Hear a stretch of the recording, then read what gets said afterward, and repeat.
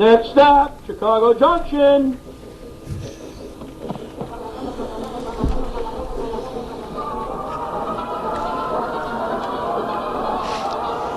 Yes, it's this time of the month again for the broadcast of Chicago Junction, the program that takes you through the wonderful world of trains with the help of our panel of experts.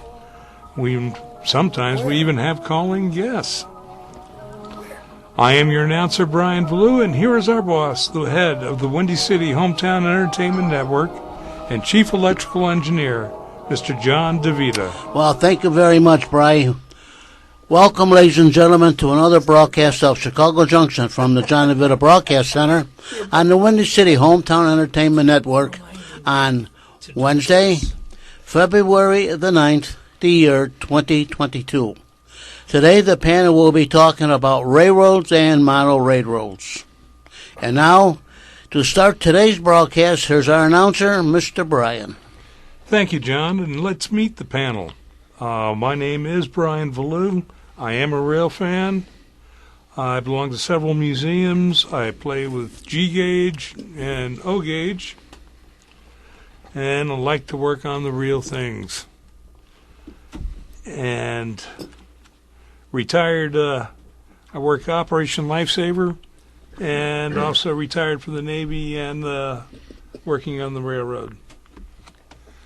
And to my right is Ron Messner. I'm a Garden Railroad, and I'm retired, and I enjoy trains. And to my right? Good evening. My name is Kevin Berry, retired Chicago Police Sergeant, a director with the Chicagoland Lionel Railroad Club in New Lenox, lifelong Lionel owner-operator, and as Uncle Brian reminds me, I'm a foamer.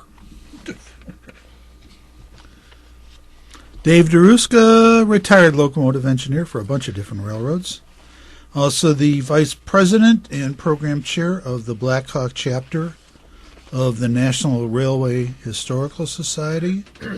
And Grand Poobah of Chicago Railroad History Month, which honors Chicago railroads in October, in October, and hopefully next year, 2023, which is the 175th anniversary of the first train to operate out of Chicago. Hopefully we'll have some events going on. We'll see. This is Doug Kenyuk, adjunct professor over at Wright College, rail fan, N-scaler, and just generally like trains.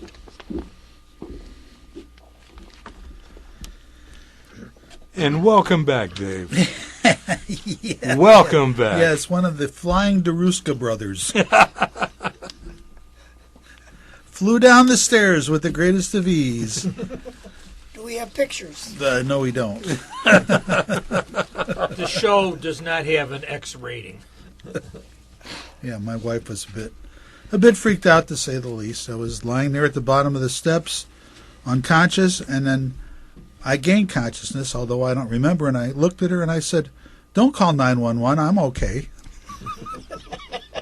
Guess what? She called 911. I remember waking up when the ambulance crew showed up. No kidding. Yeah. Yeah, I had total blackout, man. That was a mess. I could tell you stories about laying on the gurney in the emergency room and the stuff that was going on around me. I couldn't see it. I could just hear it. But Mary goes, "Oh, my God, there's a guy dancing naked over there." That sounds like emergency room. What emergency room were you at? Christ Advocate Hospital, okay. Oak Lawn. Did they get you to stop? I kept on trying to get up and look, and she's like, yeah, I had interesting adventures at the hospital. The first couple of days I was in a room by myself in the rehab unit, and then they moved me to another unit where they have physical and the therapy people, where they have you share a room. And all my roommates were totally bonkers. One guy was trying to move his bed around the room. He was convinced that he was being held captive by the hospital people. He'd get on his cell phone and call the police. It was like every roommate I had was a fucking nut. Oh, pardon my language. That's all right. John will edit that out. It was like Sounds like more of a it was, cartoon or yeah, it was. It was a comedy. I'm telling comedy you. hour. I'm telling you, it And was. you're trying to be okay, and everybody's Yeah, right. I know the one night the guy that liked to move his bed around. He's keeps on getting out of bed, and they've got these alarms on the bed. So when you get up, obviously they don't want you getting out of bed, so the alarm goes off. So nursing staff comes running in and gets him back in bed, and they go out, and the alarm goes off, and they come running back in. About the third time, I said, "Find me another room." I think I'd do the same thing. Oh, jeez. yeah, right. Your sides must And I have didn't. hurt. I know I didn't imagine all this. Really. So yeah, I'm back now here, gimping around on a cane. Well, what good news do you have for us? What good news? Oh well, Peoria's proposed passenger rail route would connect the River City to Chicago. Now, how many years have they been talking about getting train service to Peoria? It's been going on for like forever. Like the train to Rockford. Yeah, right, exactly. The city of Peoria's proposed passenger rail route would connect the city to Chicago. IDOT is currently conducting a feasibility study. They're good at that. Looking at a new passenger rail corridor running from Peoria through LaSalle, Peru, Ottawa, Morris, and Joliet up to Chicago.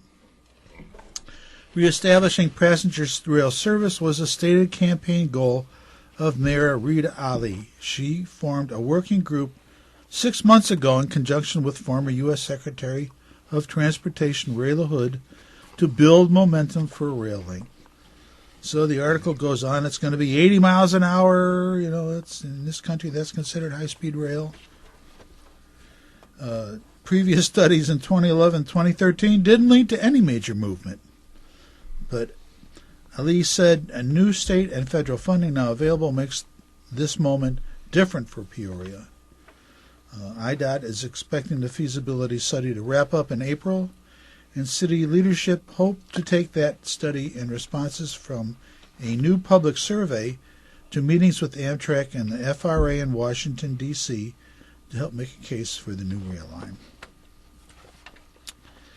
So then it goes on to talk about all the people involved. That route sounds like the old Rock Island route. You think? Yeah, I guess that's what. Is that Iowa Interstate now? Yes. Yep. Yeah. I don't know what Iowa Interstate feels about that. And some of it is CSX. Oh, okay. So you know how they feel about that. Well, they don't like anything. Aren't they complaining about the railroads? Who's complaining about the railroad that they want to reinstitute between down south? CSX. CSX, right. They're all for it. Oh, yeah. Yeah. I think I've even got an article about here on that. That's why they're still talking about it. Yeah, right. I happen to have that one, too. I'm sure somebody else has the stuff on the new cars for Amtrak. So I'll skip that. Rail unions are bargaining over a good job made miserable. That's it. Contract negotiations covering 150,000 rail workers in the U.S. are expected to heat up in 2022. Workers are seething over the impact of extreme cost-cutting measures. Rail unions are escalating through the slow steps of negotiating under the Railway Labor Act toward a resolution, a contract, or a lockout. And hello, Ron. This article is very interesting. It goes on to talk about why the railroads are such a mess. Basically, they've been cost-cutting for years. They've been really abusing their employees. They're flush with cash. and they're trying to divide the bargaining between the different brotherhoods. But now that there's a friendlier national mediation board, they're hoping that unions are hoping to get a better shake on the deal. So, there may be a strike. There may not be a strike. There won't be a strike. They'll just invoke the Taft-Hartley Act, and they'll force them to go to work.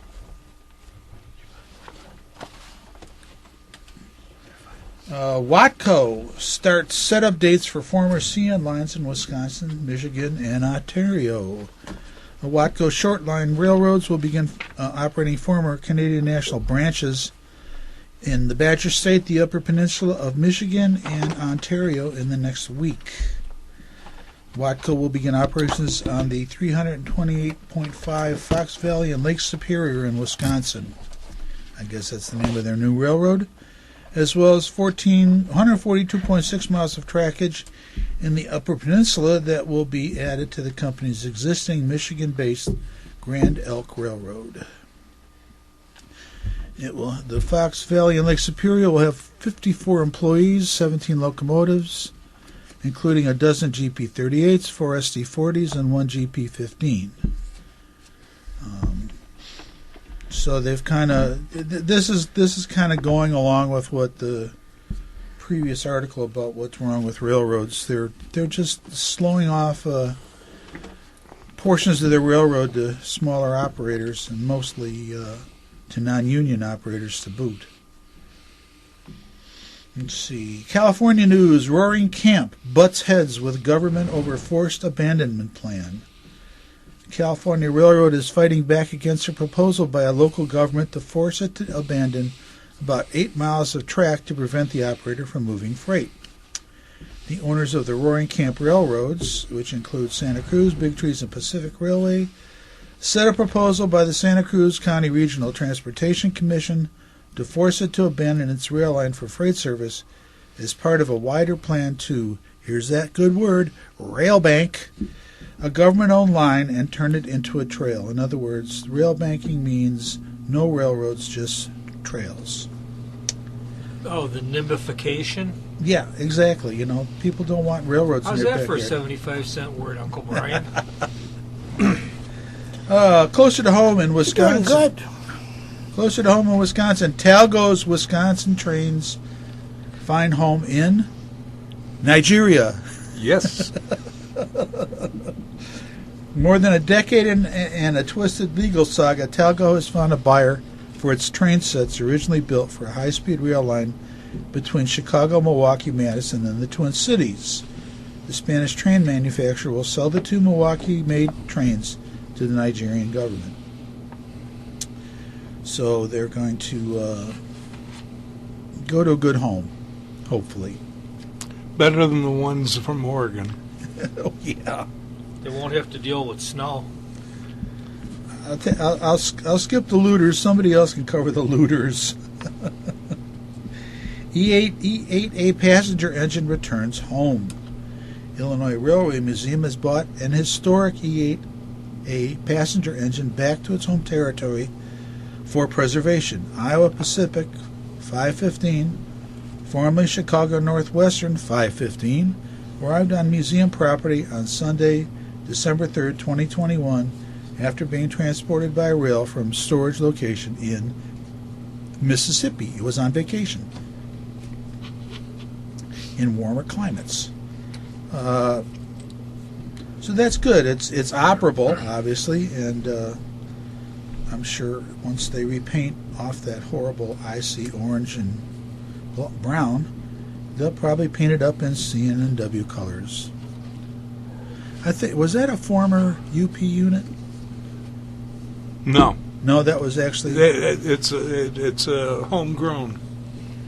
homegrown. Homegrown C&W Oh, yeah, I unit. love homegrown. Owners of Milwaukee Road 261 acquires former Rock Island shop in Silvis, Illinois. So that's a good thing. Who'd they buy it from? NRE. NRE sold their facility. They're consolidating. They closed their one in, what was it, Robbins or Markham? right off I-57. You can see it. Yeah, That's gone. They closed that. Everything's out of there. I think there's a couple cranes left in there, but that's about it. They're consolidating everything in Paducah. that's where they started from. Yeah. They're home again. They're home again, right? Yeah, I think they closed almost every other facility aside from Paducah. So, Railroading Heritage of Midwest America has purchased the Silvis facility and plans on turning it into the largest historic railroad equipment restoration facility in the country. Ooh, that sounds interesting. Bum, bum, bum. There are no plans to move their steam locomotive Milwaukee 2061 there, which was restored in the early 1990s and is currently based in Minneapolis. However, the locomotive could visit the area to lead excursions in the future. The Silva Shop complex is served by the BNSF Railway, Canadian Pacific Railway, and perhaps most importantly, the Iowa Interstate Railroad.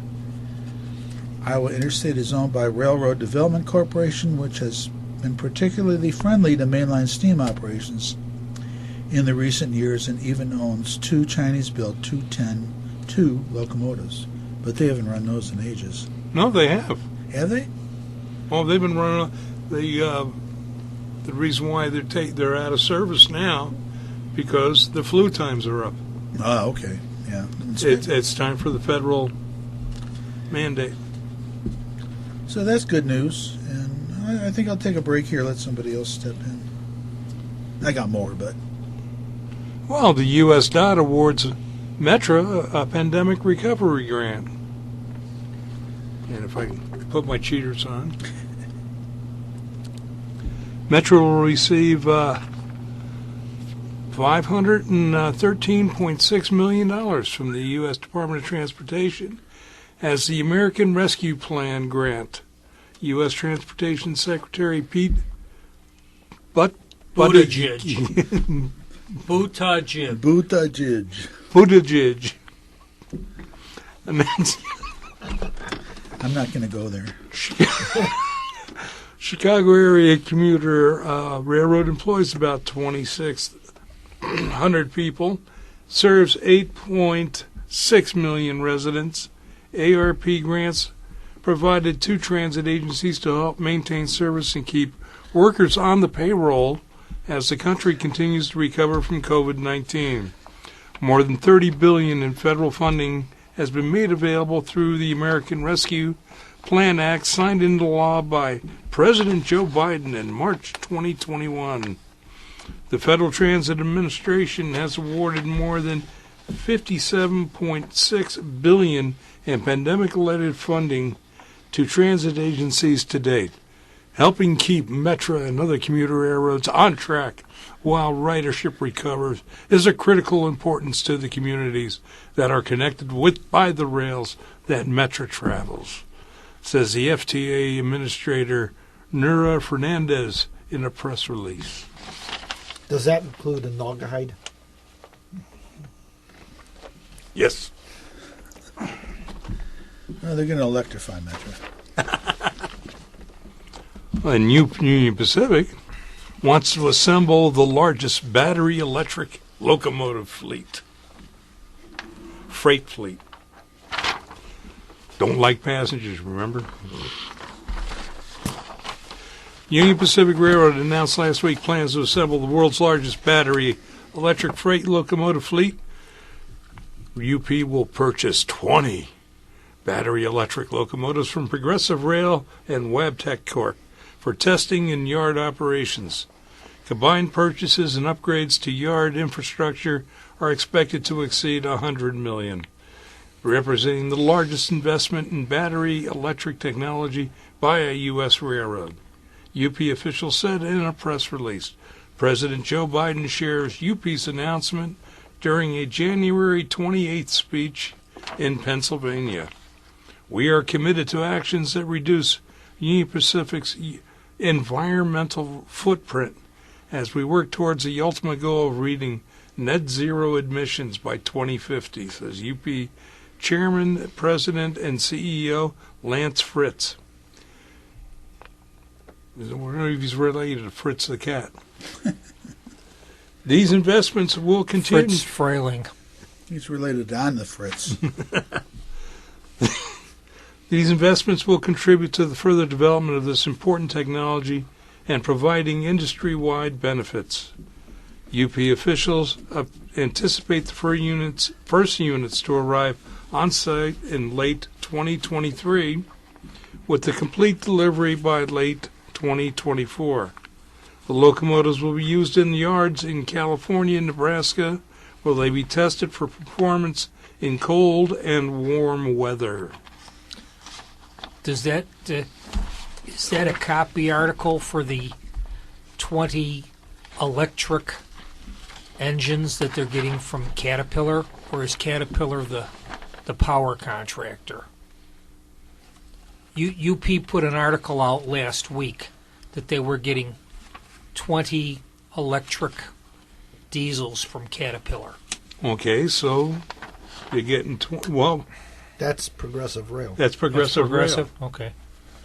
Yeah, because they showed these monstrous yellow Caterpillar engines. Yeah, the Caterpillar is Progressive Rail. By helping the locomotive's capabilities and challenges for broader development, battery electric locomotives do not use fuel and emit zero emissions. Remember that little battery powertrain we had? Yeah, they published a picture of the three H2O L something LES. I've got it here on my phone. Let me see if I can pull it up. Hold it up to the microphone so we can all see it. The approximate... Here it is. I'm The blind. approximate- I know you missed me. 2.5 I know you guys missed me. Yes. Stay away longer. megahertz locomotives each power solely by 7,000 battery cells. Boy, we have to change that out.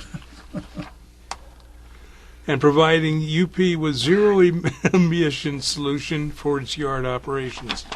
The flex drives will enable No, I lost it. the railroad to eliminate 4,000 tons of carbon annually from its rail yards, the equivalent of removing 800 cars from the highway. The 10 EMD Jewel locomotives the Class 1 will purchase from Progressive Rail will be manufactured in Muncie, Indiana, Progress Rail officials said in a press release. Class 1 is collaborating with community partners of its environmental goals. The Port of Los Angeles, which recently received a Diesel Emission Reduction Act grant from the U.S. Environmental Protection Agency, awarded UP a sub-award that will partially cover the cost for one battery electric locomotive. You asked about the cells? No problem. They'll just pop down to Home Depot and get a couple of more. Lithium.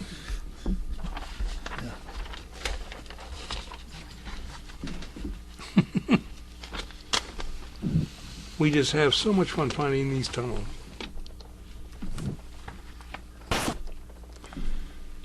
The FTA clears the way for Hudson Tunnel Project to qualify for federal funds. Never mind that it had qualified for federal funds, and then the new governor, Christie, Chris Krispy Kreme.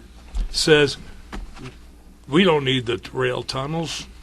We're going to put them on turnpikes. And they said, What? We don't need no stinking tunnels. Tunnels? Tunnels? yeah, well, now they're going through the whole process again, take another 10 years to get qualified. Oh, God. All I do is talk. Well, by then it'll all be flooded out from the rising seas, and they will have to put them on bridges. So true, so true. In fact, they're rebuilding that one bridge across the Passaic. Rebuilding? Like what? Yeah, the whole bridge they're going to take it apart and put a new 50-foot high one in there so the boats can go under. And by then the boats will be bigger. You're like Jeff And they'll have Bezos. to start all over again. Like Jeff Bezos' boat. Yeah. Yeah. Take apart that bridge. I want my boat to come out. But he's going to pay for it.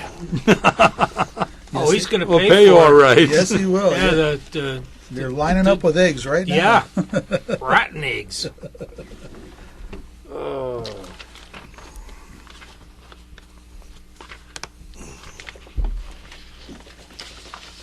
Though the line's not finished, the line into the maintenance facility south of Orlando is Brightline 2 made its first run on the line after delivery.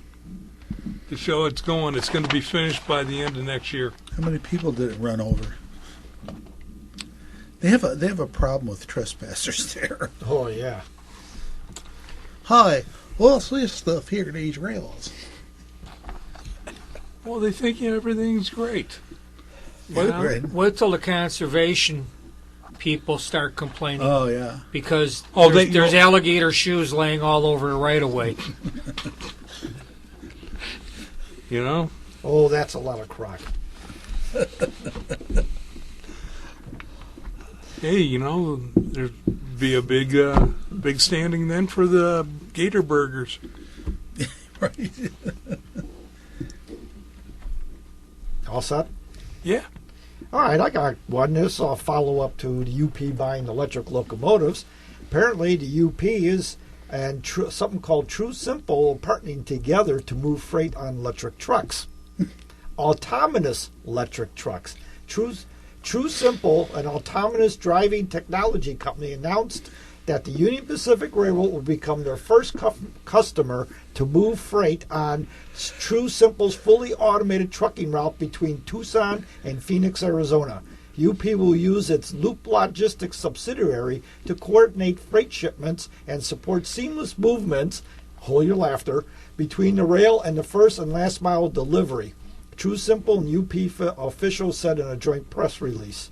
Starting this spring, True Simple plans to carry out driver-out freight for UP by using autonomous vehicle technology to deliver goods.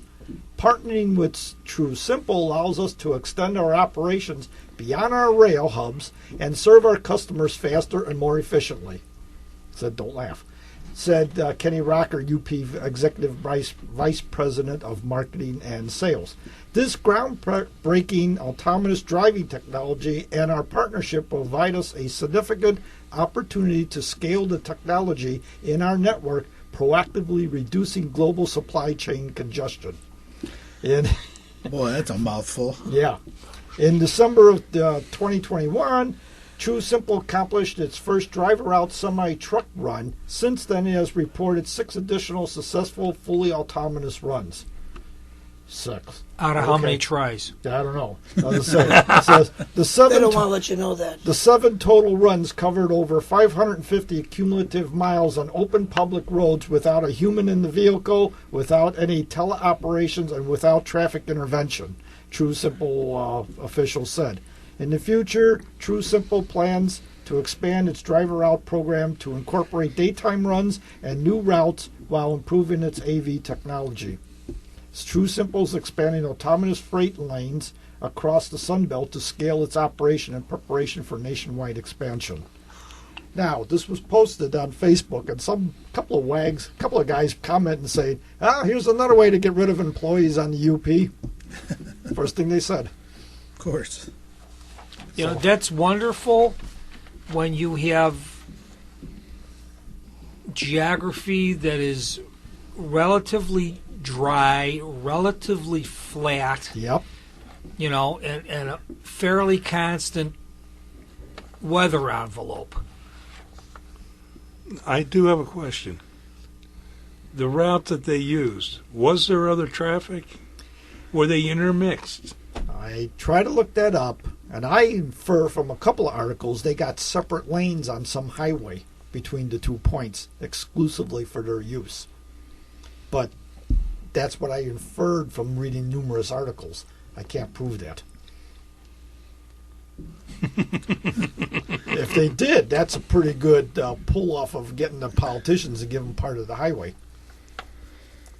So, anyway, electric freight cars. A company called Parallel Systems, a company founded by former SpaceX engineers to reimagine the railroad system, has raised $49 million in Series A funds to build autonomous battery electric rail vehicles that move freight. The funds will be used to build a fleet of rail vehicles, execute advanced testing programs, and grow the team. The company came out of stealth mode and raised another $53 million to date. That's the one I talked about last time. They had the proposal to have the battery-operated freight cars. This is not new. Santa Fe proposed this back in the 60s. They had their vision of the future was autonomous railroad cars that you'd punch in where it was going and it would go off and deliver itself. So now they finally got the technology to do it. Where it's going to work, and that's another story. Hell, Lionel was doing it. Yep. Yeah. No, they had that radio-controlled train set that they made in, 48, 49. Yeah, they made a freight set, and you push buttons. Yep. So we got it now. You mean you push buttons at that young age? He was pushing his parents' buttons, probably. that just make looters happier. Yeah. Look, here comes the train. The train. So here's an interesting article that came up, and this is not railroad related, even though I think so. While the railroads are suffering lower employment and supposed shortages of help, the U.S. Department of Transportation and Department of Labor announces new steps aimed at the trucker shortage. And they're going to do is expand registered apprenticeship programs with more than 100 employers and industry partners. I like this one. Create a Women of Trucking Advisory Board. Create a new task force to investigate predatory truck leasing arrangements and Consumer Financial Protection Bureau arrangements. Begin 2 studies to explore the issue of truck drivers' pay and unpaid detention time. Launch a safe driver apprenticeship program, an under 21 pilot program for truck drivers. Yeah, it's starting at 18. Yeah, and providing over $32 million in funding to states to improve commercial driver license processing process. The initiatives will build on President Joe Biden's administration's Trucking Action Plan, which was unveiled in December to diversify and improve the trucking industry. And I'm reading this thinking, gee, they ought to do this for the railroads too. But instead they'll just raise taxes on them to pay for this. Well, that's okay. The railroads can afford it. Yeah. And finally, I always find the goofy stuff.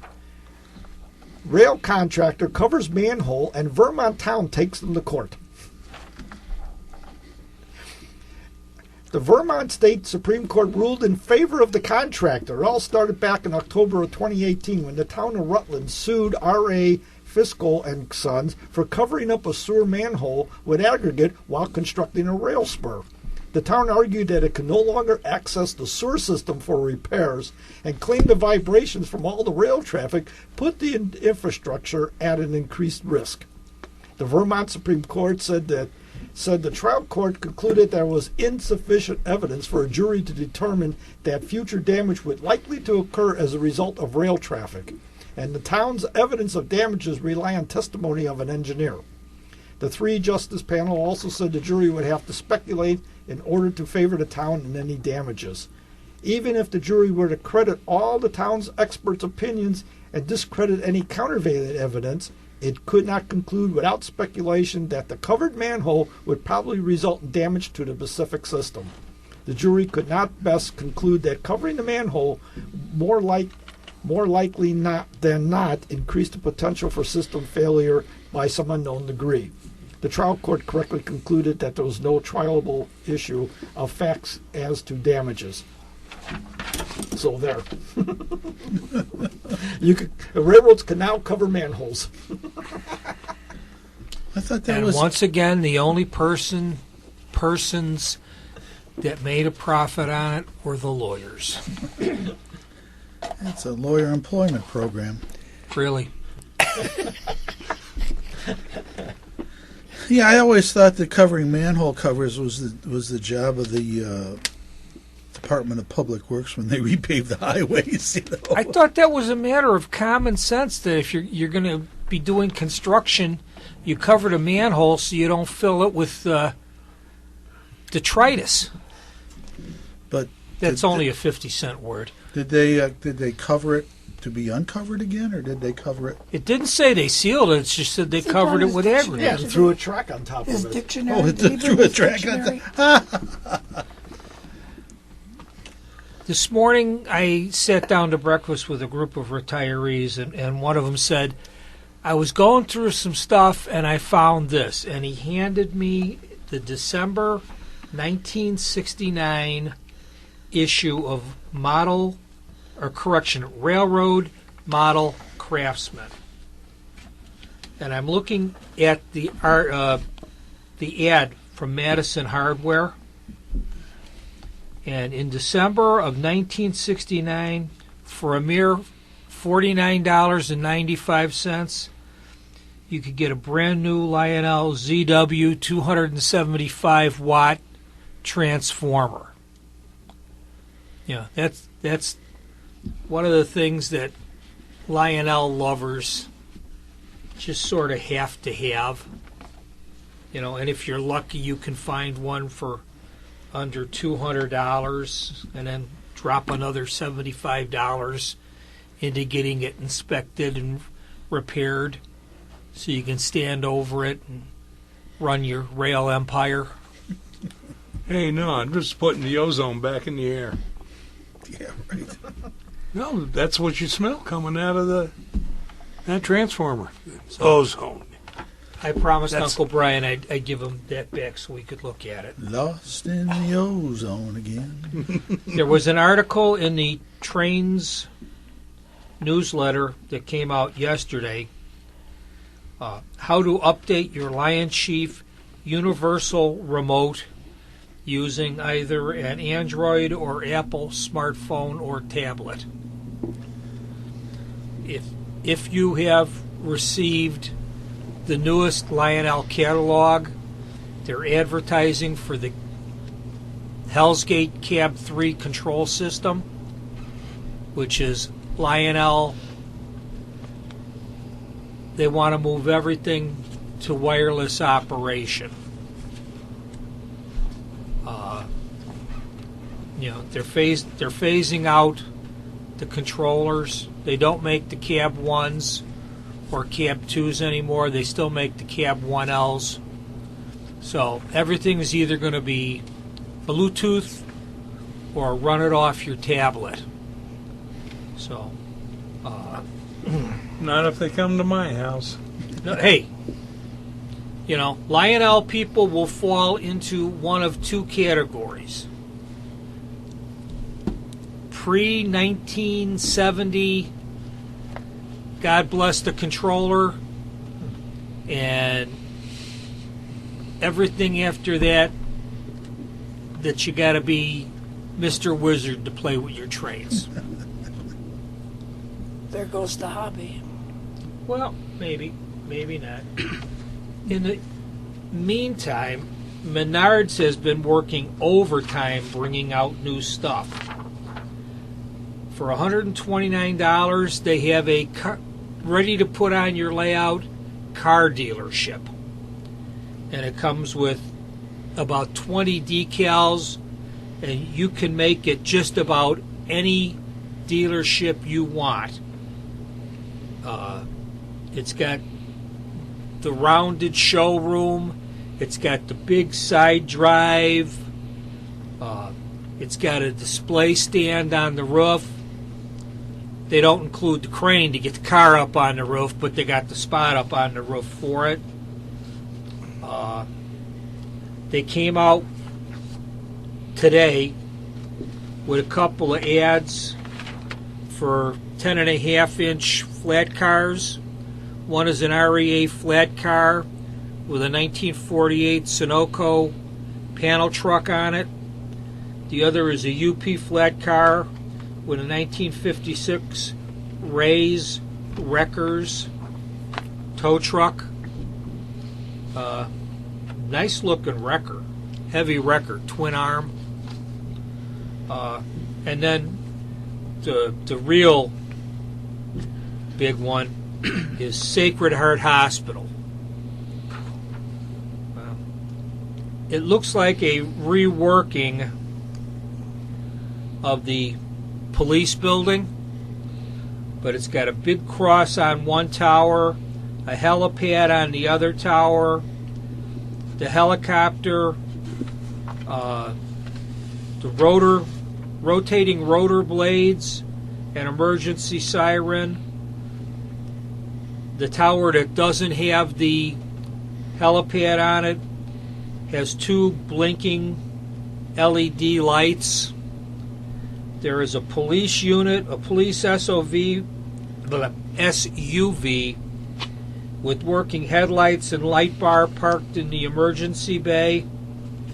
2 EMTs with stretchers, 2 police officers with the bad guy, a hospital visitor, and the hospital chief of staff, Jack the German Shepherd.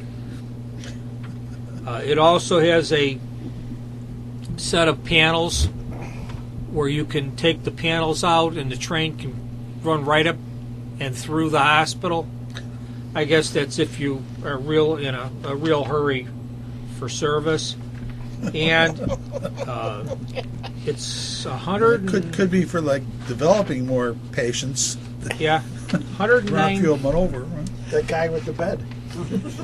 I believe it's 109. Yeah, 109.99, and it comes if you order it. You know, wow, that's cute. The offer expired yesterday. With a 48 Ford ambulance plug and play. But yeah, they're getting out there. They also came out with the 3.0 model of their F3 engine, and the 200 units sold out in less than 8 hours. So I would say Christmas of 2022, we will probably see Metra entering the power branch of model railroading, because that's the second time they brought the F3 unit out. It's got a little controller similar to the Lionel Universal Controller or Lion Chief Controller. So I'm looking forward to them making a run on Lionel, at least for entry-level power. Somebody should. I got a suggestion for a car lot. Get an old gas station, fill it full of junker cars. Use car lot. That would be the neighborhood repair shop. When I was considerably younger, grammar school, there were literally 2 gas stations, one across the street from the other.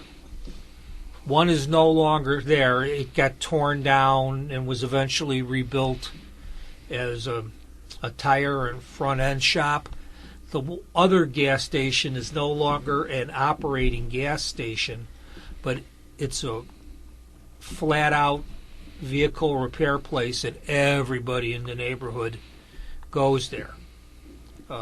When my daughter was living in Willowbrook, she'd drop her car off at the house, take mine, go to school, teach the little heathens for 7 hours, and I'd have to take her car to the repair shop. Now that she's in Oak Lawn, it's the same thing. It's just the car doesn't have to drive as far to get dropped off at my house.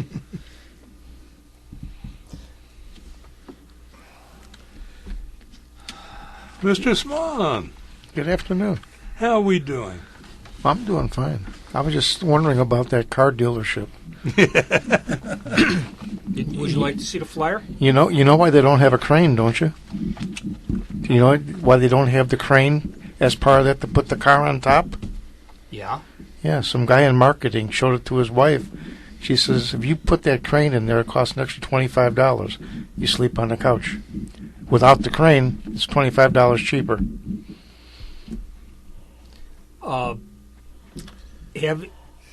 Having to consult with my wife before I make any purchases, that's probably the correct assessment. Mm-hmm.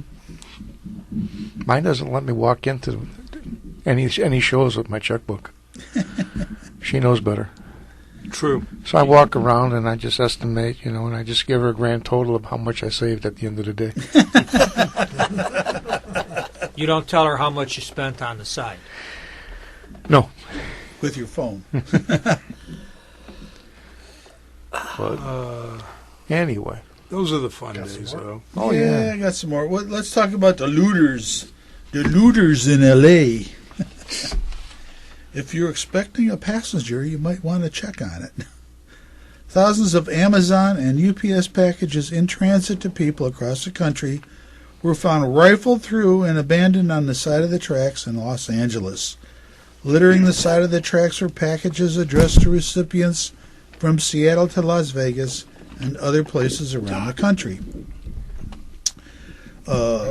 News Nation West Coast correspondent Alex Capriello reported items in these boxes range from family photos, boots, and medications to COVID-19 rapid test swabs and PPE, none of which is worthwhile to looters. Among the pricier items, he saw a box of Humira, an arthritis medication that can cost patients more than $6,000 alone. Union Pacific said it's seeing an increase in cargo thefts and has had to add more special agents to watch the tracks in the area. Union Pacific is very concerned about the increased cargo thefts in California, and we have taken several steps to address this criminal activity, Union Pacific said in a statement.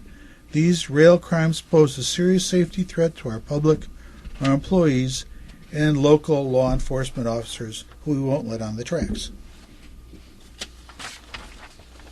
Similar incidents reported in November as well.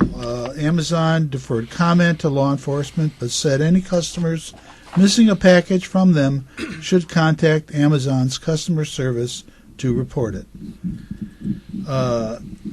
Let's see. Amazon will look into it and try to find a solution, track the package, and or reimburse the customer for their expenses, a statement from the company said. Along with increasing the number of Union Pacific special agents on patrol, the UP is also exploring additional technologies to help combat criminal activity. We will also continue to work with our local law enforcement partners and elected leaders, Union Pacific said. Union Pacific said its criminal rail theft is up 160% in Los Angeles County over the past year. They estimate that there were more than 100 people arrested for vandalizing trains during last year's peak holiday season. Despite this, Union Pacific has not been contacted for any court proceedings. In a letter to Los Angeles County District Attorney George Gaskin, they asked him to reconsider a special directive that states certain misdemeanor crimes such as trespassing should be dismissed if there's no outlying factors to be considered. The Union Pacific said in a letter that they understand the policy's social justice goals, but it also wants to hold people accountable and protect its employees. In other words, California doesn't really prosecute crimes anymore. No. Nope. No. And you wonder why, trains get hit up, because there's no punishment. These people can get away. If they get caught, well, no, throw it out of court. It's not just California. The district attorney for the city of New York made the statement 3 or 4 weeks ago. Don't expect to see anybody being prosecuted for any charge less than murder. Oh, jeez. Well, UP could send those electric trucks after them. Can they insulate the chassis and run an electric charge through the box? Well, Sure. The earlier story from what you said, about, LAPD's not allowed in there, so they can't help the Nor do they want to. The police aren't going to go after people knowing that they're not going to be prosecuted. It's the same problem they're having in Chicago. Yeah. Duh. Yeah. So what else is new?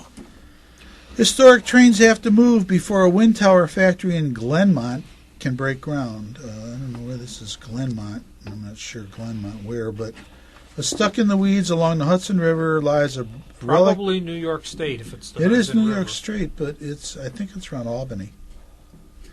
Lies a relic born out of the fiery collision of two coal-driven locomotives that blindly crashed, killing 14 people inside the Park Avenue Tunnel in Manhattan in 1902.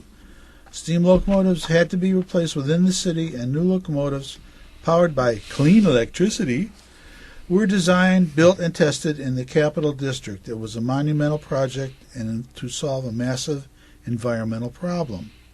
Fast forward 120 years, the Capital District is again innovating, gearing up to manufacture massive offshore wind turbines to replace fossil fuels as a major source of clean energy for Gotham in 2035. The new project will have to wait at least for a bit because of the one started a century ago. The construction of the new tower manufacturing plant cannot begin until 4 historic locomotives are moved from the cutoff and abandoned rail spur at the Port of Albany's property on River Road. So these are a bunch of old electric-powered locomotives that were used in New York suburban and passenger service. Trains would go out. What was the transfer point that they used to switch over? Yeah, believe it or not, it was called Manhattan. Yeah, transfer, right. They'd go out and they'd switch over to steam locomotives. Well, yeah. Within the city of New York, everything was run by electricity until they got the cleaner diesels. But the diesels were still, they weren't running them in unless they had the third rail capability. Yeah, right. Right, so there's these ancient rotting locomotives are sitting out there waiting to be towed away and having something done with them. The once fully restored showpiece locomotives that have sat abandoned while being abused by vandals and thieves for over 35 years have to be moved for the wind plant to progress along the banks of the Hudson. Removal or rebuild. People just, they show this article had photos of them, and they were pretty ratty. They've been stored outside for all these years, and they're just falling apart. Well, that's the reason why the Air Force took the Memphis Belle away from the city of Memphis. There was a beautiful outdoor pavilion built for the Memphis Belle.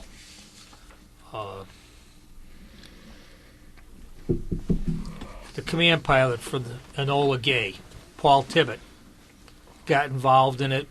Big fundraiser, humongous circus tent kind of deal. City of Memphis didn't keep their part of the bargain to, keep the plane up. It got graffitied. Air Force took it away, moved it to Wright Pat. So now it's sitting in a hangar in Wright Pat. At least it won't be all damaged to hell. It'll be around. Mm-hmm. Has anybody seen the commercial that New York City is running to visit New York? Well, they throw in a free lobotomy, but in the background they're playing a rendition of "Take the A Train." They're trying to lull you into a false sense of security with, very attractive train-related music. No, it's actually what's cracking me up. There are more deaths off the High Line. They have this beautiful park built on that High Line, the old railroad of death. People have been caught jumping off and committing suicide. Because it's illegal to jump off the bridge from now on. That's why they're jumping off of that. Well, they got out there and like at the end of the north end of it, They made a beautiful viewing platform, supposed to represent different waves or something like that. And off the different levels, they've been jumping. People finally found something the government spent money on that they can actually use. Can actually support. I know, I'm a bad man. What's the one in Chicago, the 607 trail? 606. 606. That's where you can go out and get mugged. They took a nice railroad line that they could still be using, and the reason why they made a path out of it is they says they needed a park in the neighborhood. And everybody forgot that just 2 blocks away from most of that line is Humboldt Park. Yeah, but Nobody wants to they go don't in want there. to go to Humboldt Park. Well, they drew a nice line, and if you were north of the neighborhood or north of the line, you were okay. If you were south of the line, you're going to get gentrified right out of the city. Mm-hmm. That's what's happening along the old Illinois Northern, whatever they call that trail they're building.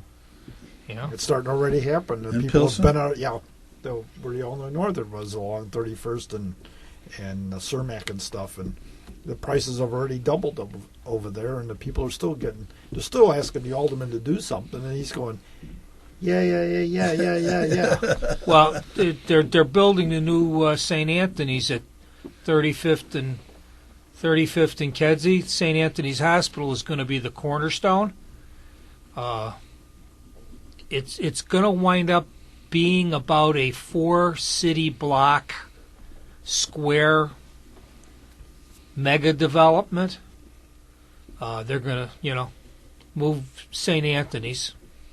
That's going to drive prices up around it. Referred to by the locals as Holy Tony's.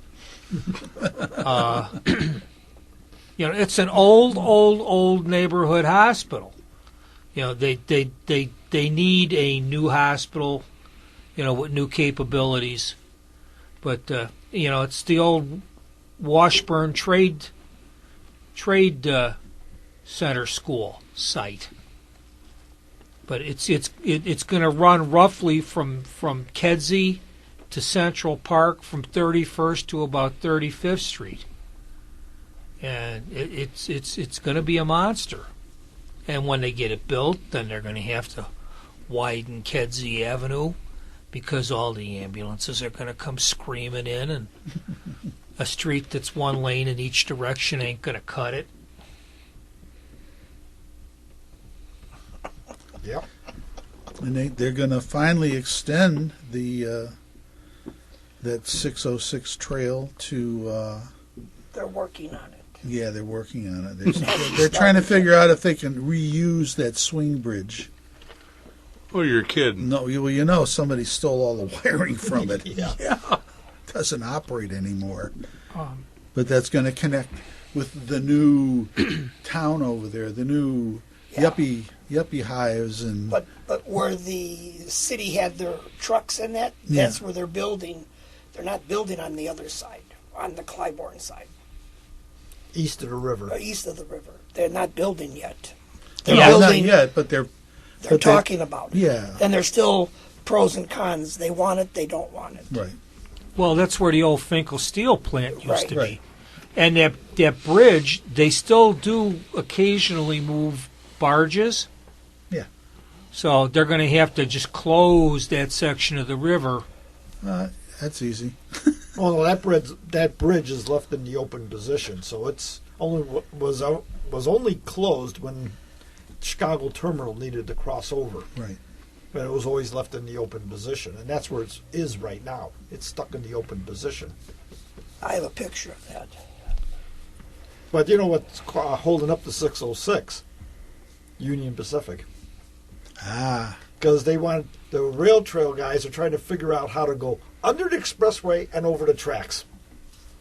Oh, is that how they're trying to do it? Yeah, and since the tracks are elevated, the expressway is even higher up, so they're talking about putting this nice roller coaster bridge, the best way to describe it, over the thing, UP saying, no, you can't have anything go over our tracks. So there's some air rights fights right now going on.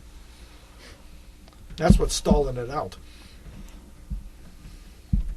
So right now I think the thing ends at Ashland. At Ashland Avenue. And then from there they were going to go across Ashland, duck under the expressway, go over to UP, drop back down, come down from like about 2 stories up, pick up the bridge, cross over, cut through Sterling Bay. All that's owned by Sterling Bay now, and then turn and head south towards the loop. They haven't figured that part out yet. They don't know if they're going to follow the river or dump everybody on Clybourne.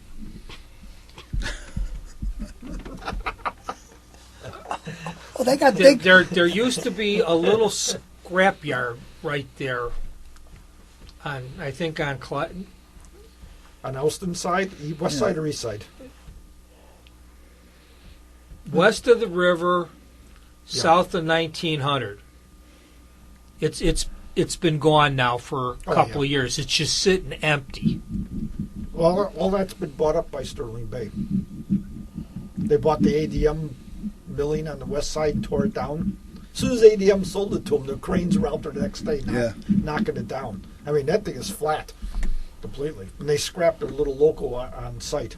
They had a nice little 25-ton switcher. Yeah. They had I think an SW8. May not have been theirs. It was Chicago Transit. They had a really different logo. It was like someone cut the heart out of a Chicago flag, and it was painted on the side of the cab. And it used to sit up there in the UP yard all the time. Oh, that's the Chicago terminal. Yeah. That was the Iowa Pacific guys. Yeah. Yeah, they got the switching rights to take over the Milwaukee Road Sioux Line operations to Goose Island. And they were sold a bill of goods because they were told there were 6 customers, when at the time they got it was only 4. And right after they got it, the candy company announced they're moving out. Big Bay Lumber decided to go out of business. That brought them down to 2 customers, which was General Iron and Finkel Steel. They got like dual service. And some little company just off the yard, they would get 1 car a year. Well, Finkel's gone, and General Iron Got kicked. They're closed. They're closed. They're trying to move to 130th and Commercial, but that's not. They're trying to move to 100th Street between Commercial and the river. I thought they were going down to 130th. They went in where KCBX, KCLM, KCLM. KCBX. Yeah. Yeah. Okay. The coal guys. Yeah, the place that got in trouble for all the coal dust. The Pet Coke. Pet Coke. What a cute name. And then now the that whole area. Folks is so in the different. neighborhood You don't would not know it. want them there because they don't want. They got rid of the pet coat and they don't want the rust dust. Not in my It's backyard. such a desirable place But to live. there is a big scrapyard out on 130th, between Torrance and the river, that's grossly underused.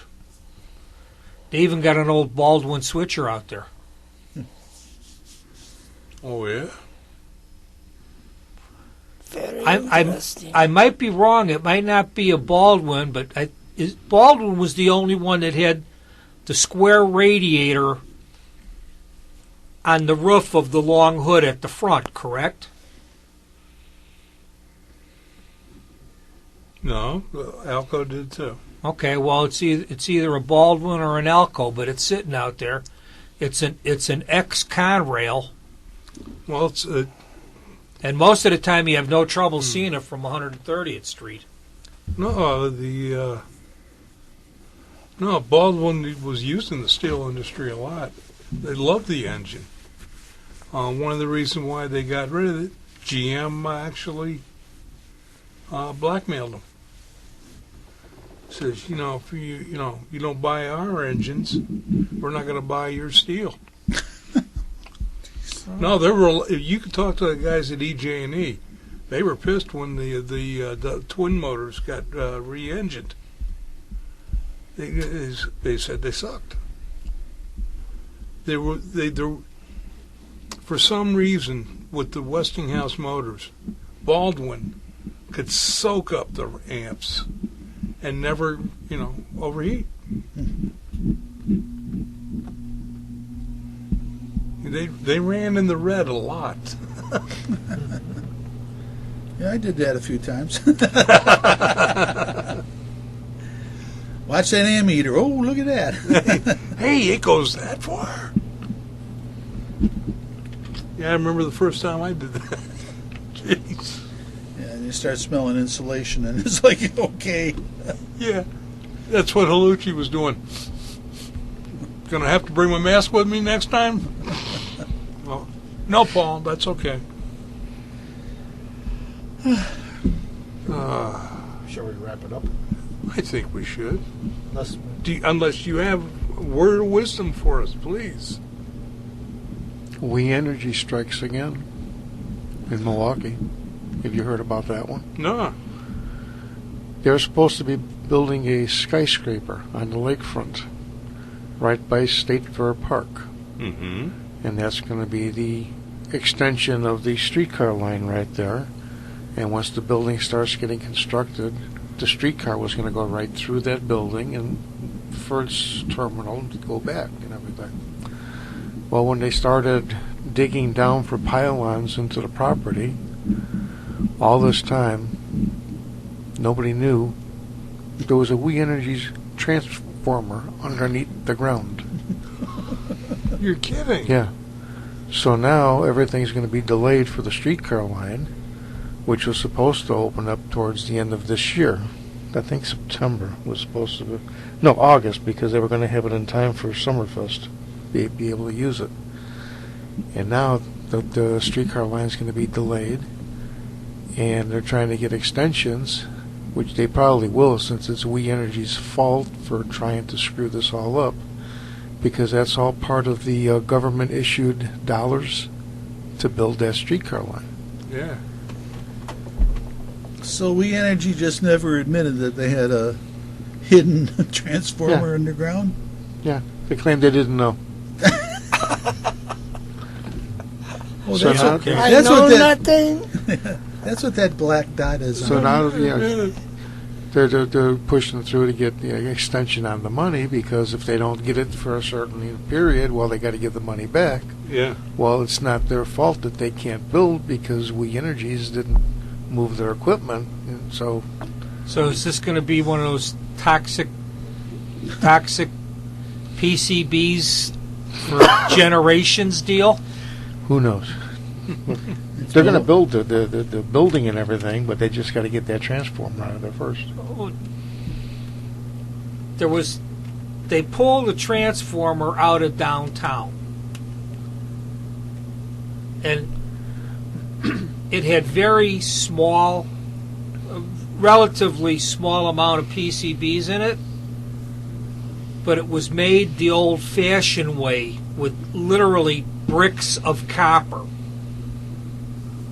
You know, they think they lost as many bricks as were actually recovered. Well, We Energy has been doing this to Milwaukee since the idea of putting the streetcar line back in. You have to pay for all of us to move all of our lines and everything because the streetcar is going to be too heavy. The streetcar's not too heavy for it. They did that in Kenosha too. Kenosha was supposed to expand, Yeah. and they came in and says, "Well, it's going to cost you all these millions of dollars to move our lines and everything," and they scared the aldermen, and the aldermen in one night decided to just kaput. That's it. We're not going to have the extension. And that's why the streetcar line never got extended in Kenosha, for the same reason. We Energy. But I don't think they're going to get away with this one because there's too much money involved. There's 90% of the line is built. It has been built now for a couple of years. They've just been waiting for this high-rise to go up so they could, start to finish the construction of the track. So, time will tell. We'll see. But Hurry up and wait. But ComEd did that to the CTA when the CTA wanted to put a station in at Oakton on the yellow line, on the Skokie line. The first thing they said was, well, your design is good, but those transmission towers, somebody's going to have to pay to move them. So part of the money for building that station was to move the towers around. Which they didn't do. They're still there. I know. Exactly. That's why ComEd got the money. Well, there goes my gas bill up in Wisconsin, Yep. just like everything else. As to the fine gentleman down there. The fine. Oh, Do it let me again. know before you fire that 8-inch next time. Oh man. Did that hurt? I don't know about you guys. I'm enjoying my seat over here because Oh, I'm getting thank you, John's Uncle Brian. radio shows. Yeah. I was just listening to a Dumont. Oh, this is. I was meeting with a group of people a couple of weeks ago, and I said, this is going to sound weird, but just before I left the house, As our John McNeil's Breakfast Club popped into my head.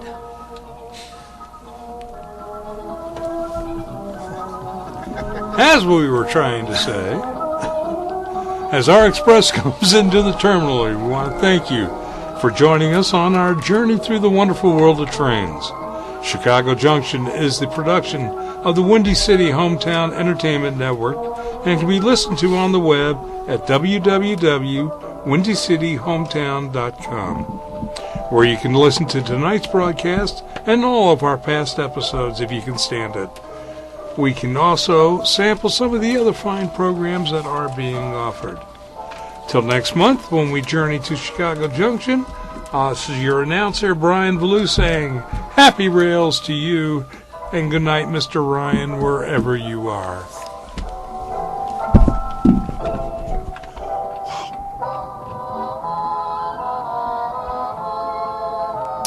You have been listening to Chicago Junction on the Windy City Hometown Entertainment Network from the John DeVita Broadcast Center on Wednesday, February the 9th, the year 2022.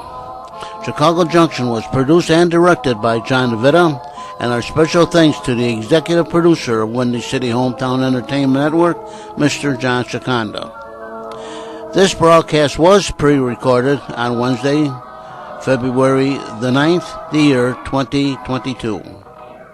Until next time, friends, be safe and thanks for listening.